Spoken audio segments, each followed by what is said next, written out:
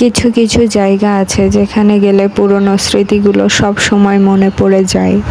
ছোটবেলা থেকে যে কোনো অসুখের কারণে মেডিকেলে আসতে একদমই পছন্দ করতাম না, কারণ আব্বুর একটা ক্লিনিক ছিল আর ওখানে পার্সোনালি ডাক্তার দেখিয়ে চিকিৎসা কিন্তু গত ২-৩ বছরে মেডিকেলের সঙ্গে আমার এমন একটা স্মৃতি জড়িয়ে গেছে যেটা প্রকাশ করে বলা আসলেই সম্ভব না।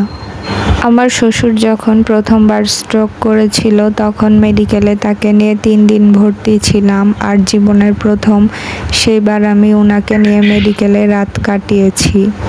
দ্বিতীয়বারও ৫ দিনের মতো ভর্তি ছিলেন উনি, তখনও আমি তার সঙ্গে ছিলাম এবং আমার শাশুড়ি ছিল, আর আমরা দুইজন মিলেই রাত পাহারা দিতাম আমার শ্বশুরকে।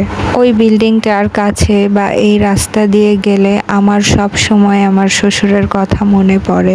আলহামদুলিল্লাহ, ওনার অসুস্থতার সময় ওনার একটু হলেও আমি সেবা যত্ন করতে পেরেছি, এটাই আমার শান্তি।